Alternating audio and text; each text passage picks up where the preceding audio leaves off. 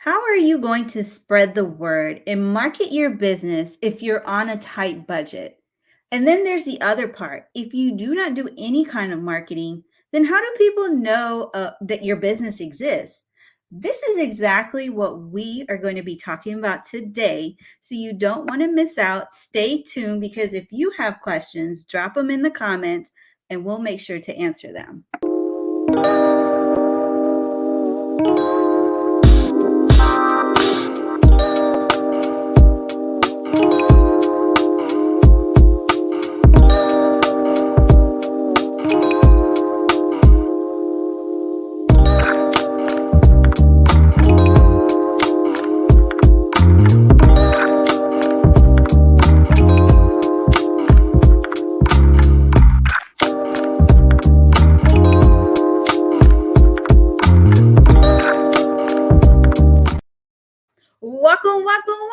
Welcome everybody to this episode of Journey of an Entrepreneur, where myself, Sri Mahabir, is going to be interviewing some amazing guests. But before I bring them on, I want to let you know that my name is Sri. I'm a video marketing producer, and I don't work. I have a team that we work with medical, dental, and law practices, helping them to build visibility to their practice using social media, video, live streaming shows, and podcasts. But let's get into my guests today. Yes, I said guests because I have multiple guests today. And so they are the founder of Fast and Light Agency. Both have experience in getting traction, scaling your small business, and helping you understand ads, social media, and much more. Like, why just listen to what I have to say? Let's get to know them. We have Alex and Drew with us today. Hello. Okay, real quick question.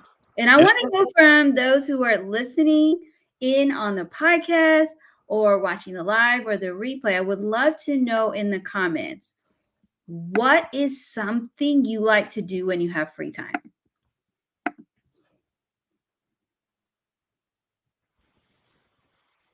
Don't go all at once.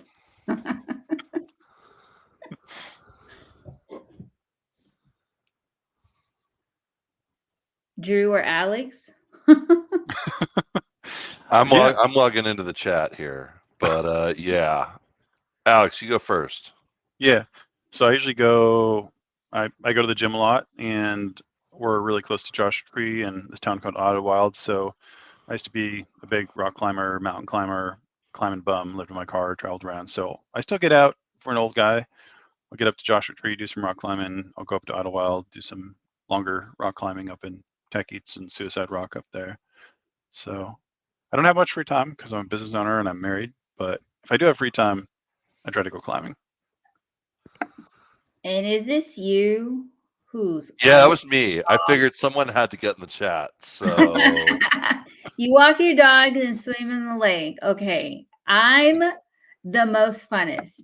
I sleep, I work out, or I cook food. That's pretty good. yeah.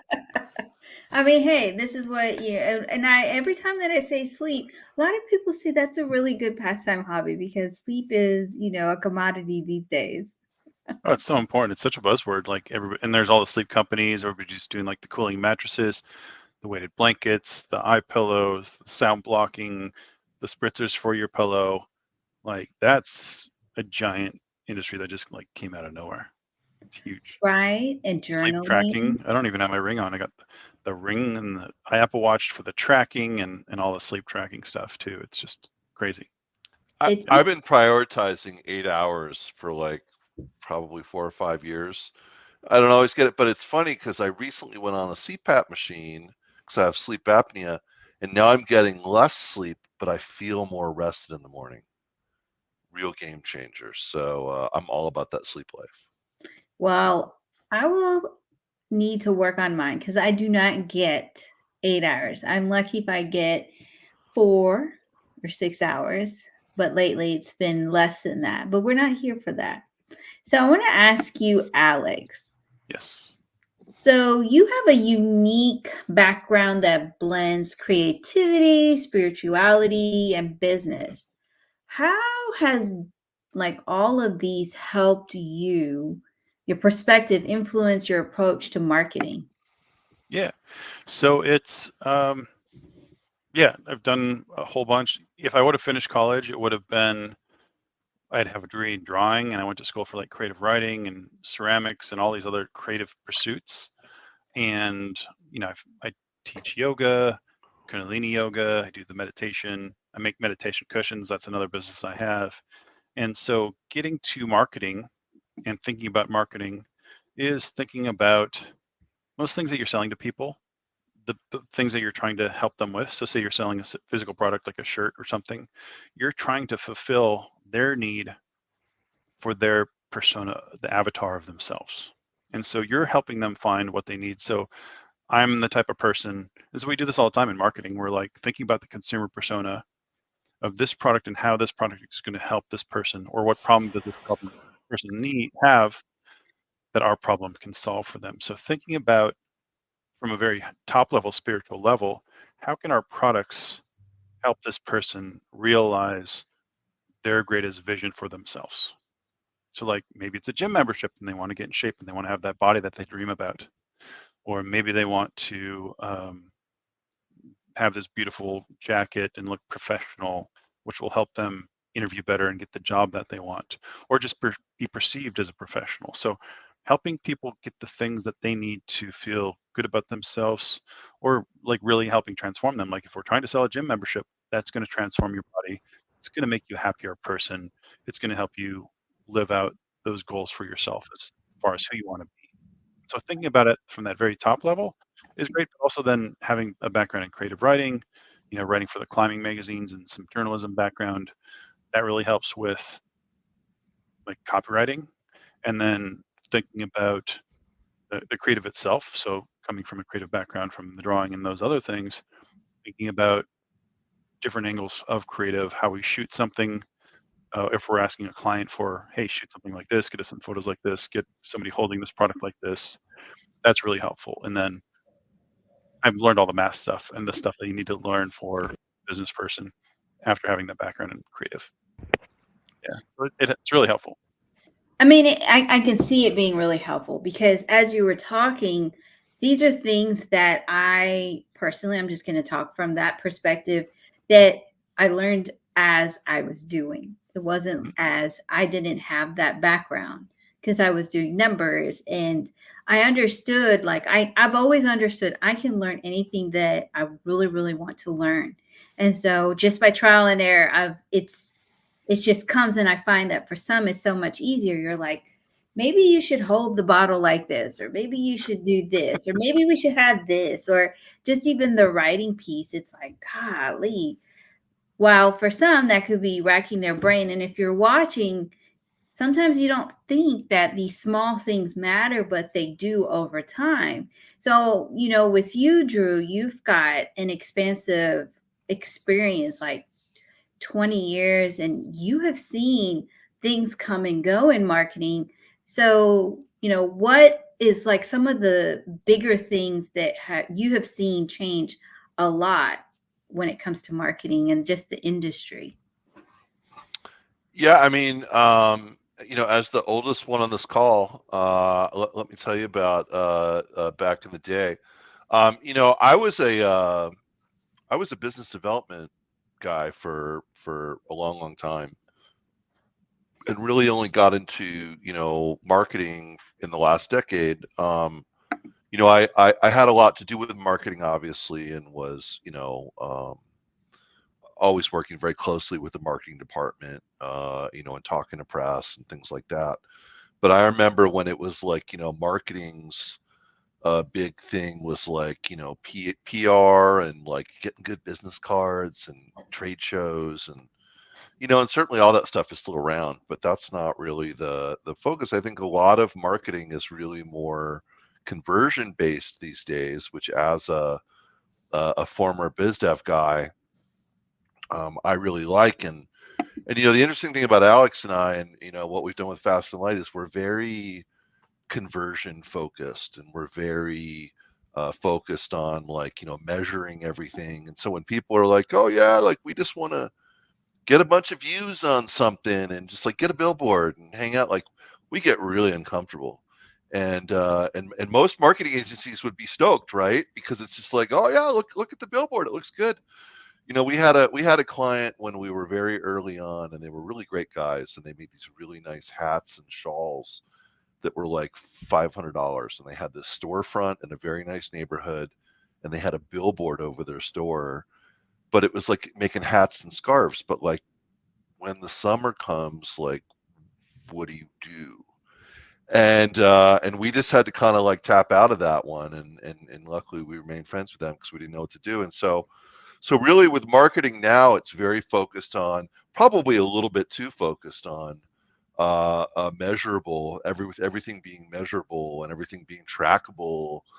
And I think, you know, a lot of people have swung a little bit too far on the other end, you know, because we do have privacy now and things like that. But I really see that, you know, marketing has gone from being a very, you know, message and medium to a very technology driven, you know, with a lot of personalization and things like that that can ultimately bring people, you know, to a brand or a service.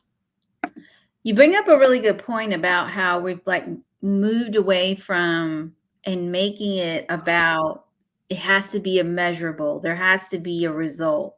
When we know in marketing it takes time, because before it used to be 7 points touching before a person made a decision, and now it just seems like they are in your emails. They are in your YouTube. They have watched every single YouTube video. You might have 200. And now they're deciding to invest with you. So that tells you that they are getting more and more wanting to know who you are because of getting burnt and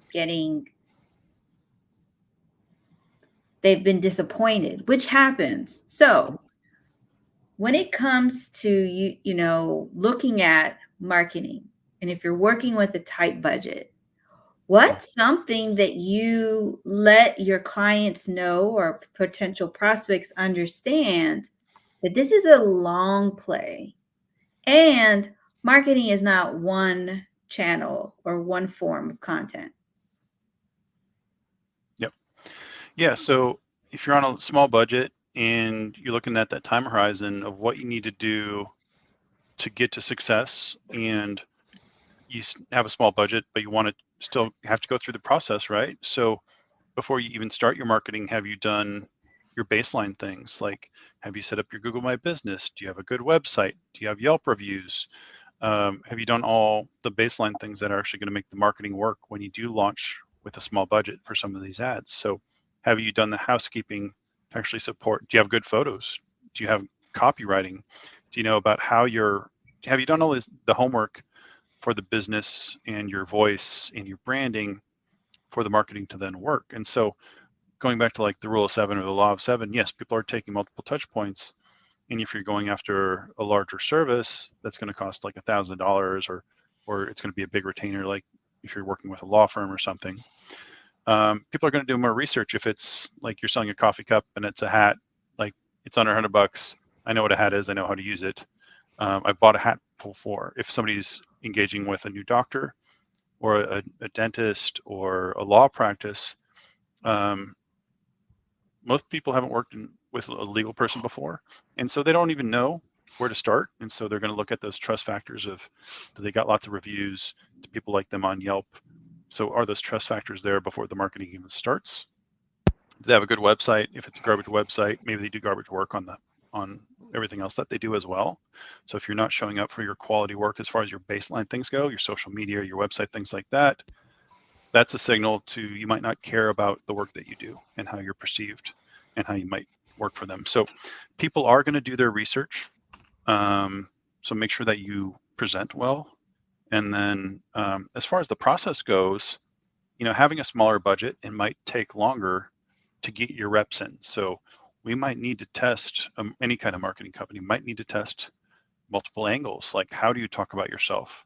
Like if you're in a saturated market, say you're in LA and everybody's got a billboard, what's going to be your angle? Like, hey, we might not be the biggest, but we specialize in this. Or We don't have a ton of billboards and we don't have that kind of budget, but you can trust us because we're smaller, so we're going to really be able to pay attention to you.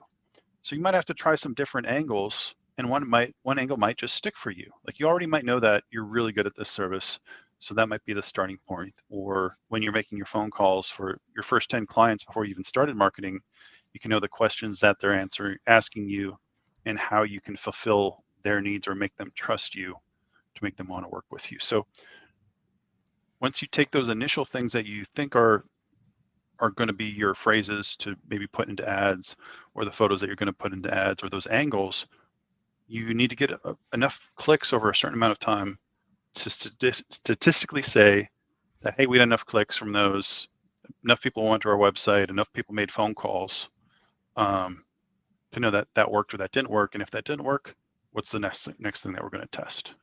And like 10 clicks on one ad over like a 3-day period isn't going to be significant enough to say it worked or it didn't work.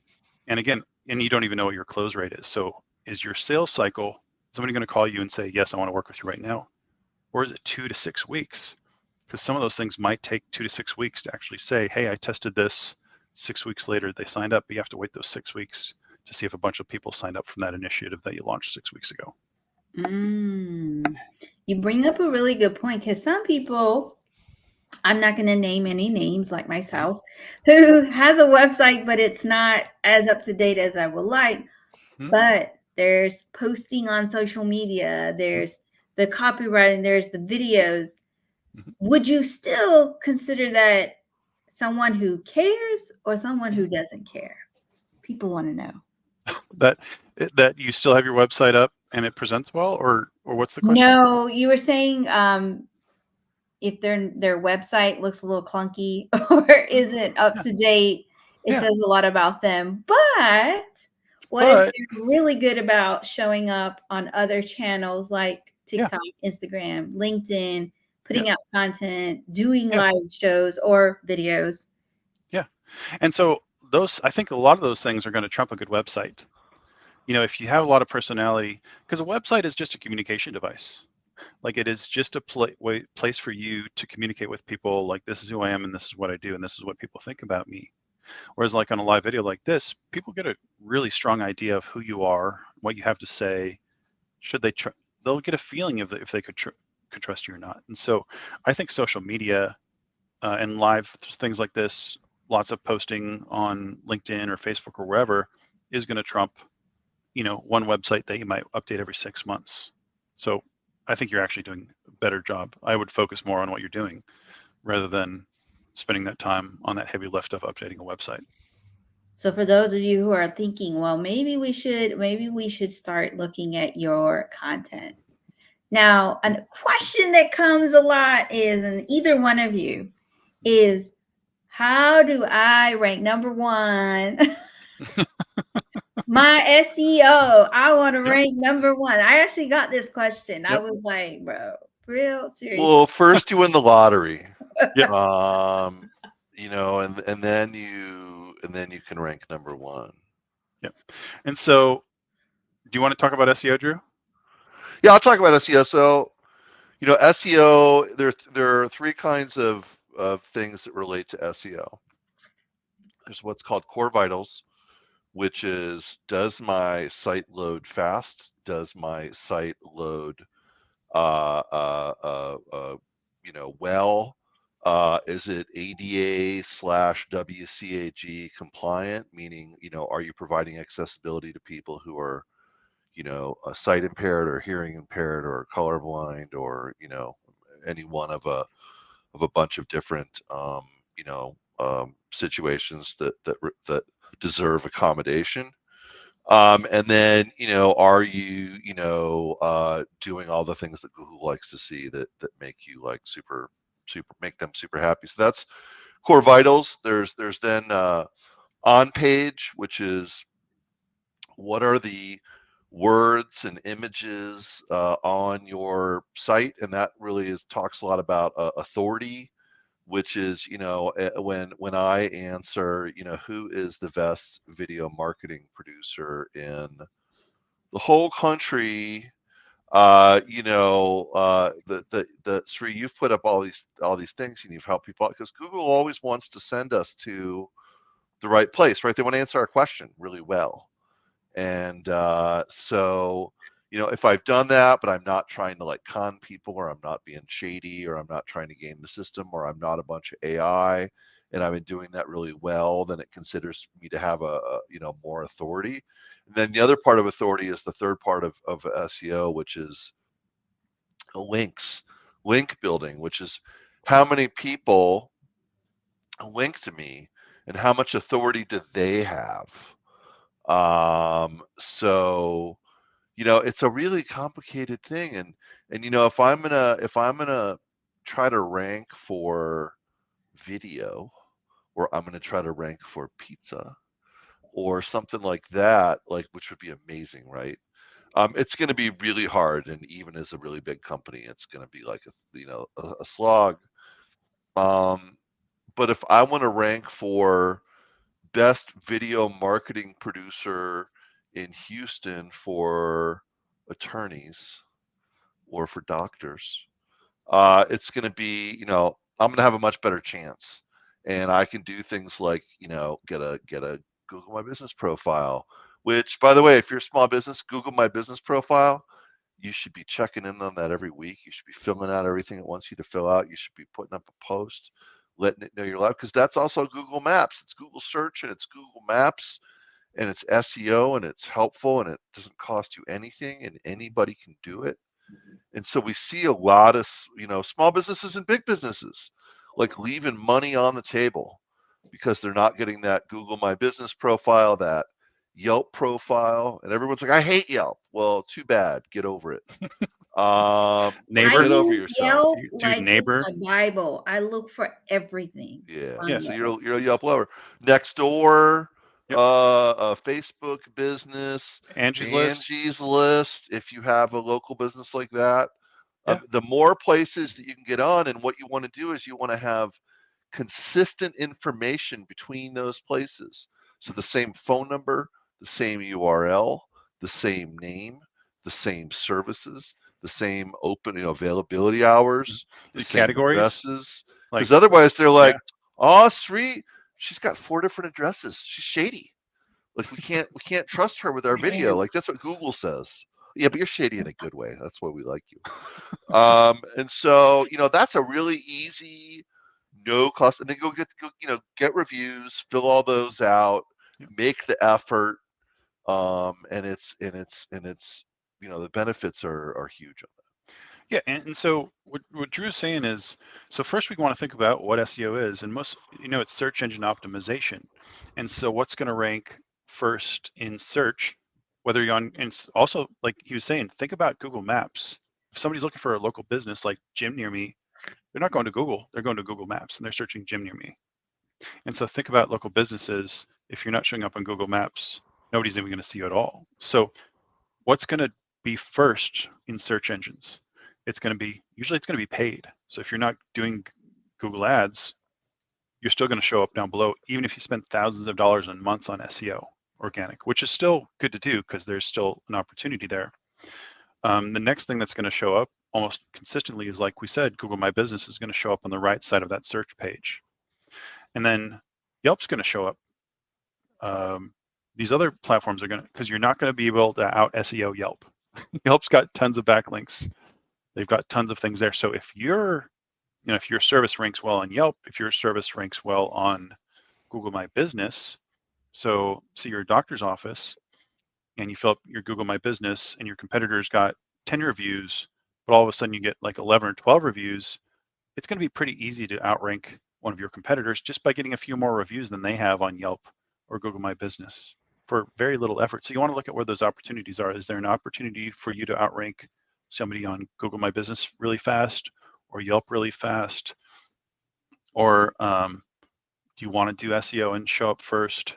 Or even if you're like, even on YouTube, YouTube's the #1 search engine in the world. So can you do a video about something that nobody's talking about in your local area, and you'll have the #1 video on YouTube as well for some sort of service that you provide, or a question about the types of services that you provide. So there's all these little opportunities, but You can obviously do a bunch of SEO, especially local. There's usually lots of opportunities for local SEO to rank, and then Google Ads. Google Ads will generally outrank SEO. And I will add too, like if you have all of this going and then you're posting content, it does Yep. actually help, because if you Yes. did that video, which true story, I wanted to get and understand a lawyer that I hired, and I was wondering, how do I get on the books? Like, what are common questions or annoyances with lawyers? Mhm. My lawyer was not one of the top. It was everybody else who created that content, because it's boring content. It's not the type of content that's going to get you millions of views, but it is the content that people search for and find. Mhm.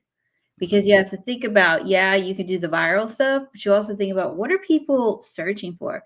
And Neil Patel, I'm not going to take the credit, but Neil Patel even says, what are people speaking to in their Yeah. phones, in their watches? Like, Yep. who is it that talked in their phones? Who was that character?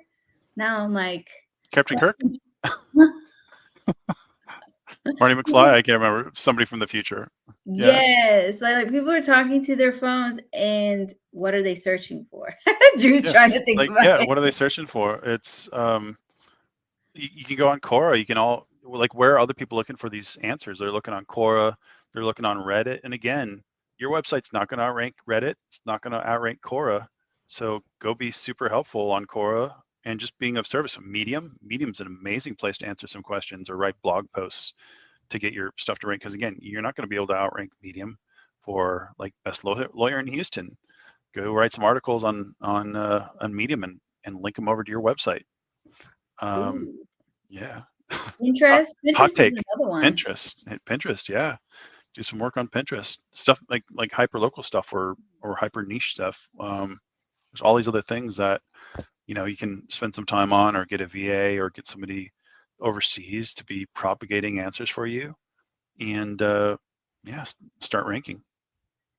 See, you don't really need a lot No. to put yourself So out there, but you got to do something about it. So let me ask yes. you both.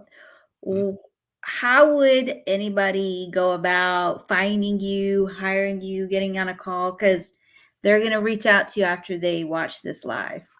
So you go to our website, or you go to my LinkedIn profile, or you find us, you track us down, and you can make an appointment with me. And I'm just happy to. I'll talk to anybody. Like if the taco guy down the street from me wants to talk to me for a half hour about like what I think he can be doing better to market his business, like I am just happy to talk and look at what you're doing. Ads aren't right for everybody at this time, and so I always like to, we like to prep people, and a lot of people we talk to, we just end up giving them a lot of free information and say, hey, if you do some of the things we talk about, you can call us up again and we'll talk to you again. Don't need to talk just to be a friend. But if I can help you move your business forward, even if you're not paying us, like that feels really good. And that's one of the nice things about owning our own business, is that we get to do that and really put like helping people at the forefront. And our kind of philosophy is that if we can help people and be successful, then the money follows, and that's certainly been the case. And go to our website, fastandlight.agency. Yep. Go So book a call. I did put all the links in the different, what is it? YouTube. Well, YouTube wouldn't let me, but it'll later. But LinkedIn, Facebook, you can definitely find the links there.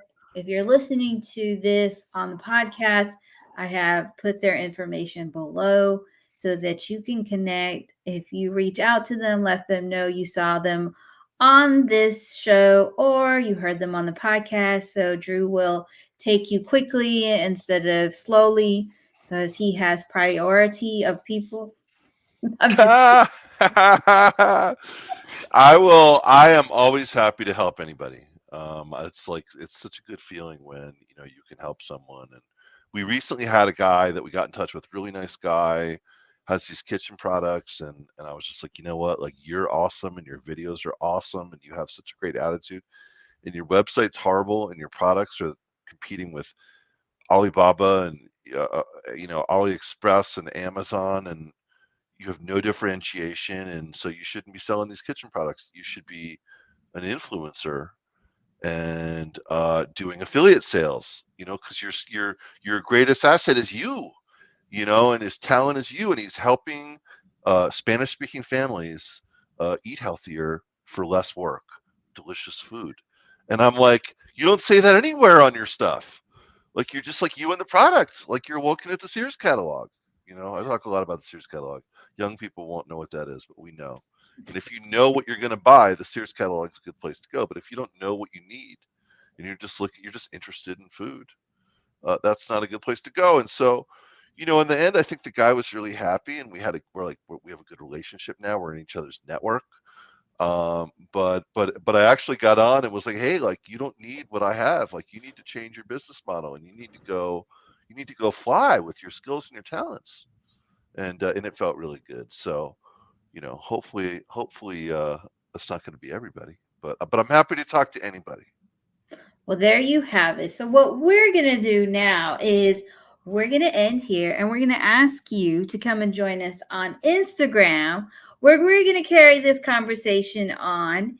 And no, we don't know that what questions I'll come up with, because I always come up with some crazy questions on Instagram. But that means you have to come and join us. I just want to say thank you to everybody who joined in to watch the live, watching the replay, listening to the podcast. Thank you, Alex and Drew, for all that you shared. And as you can see, they know more. I just, asked a few questions just so you can get a taste of what it's like to work with them. But until my next live, have a wonderful day or evening. Bye, everybody. Bye.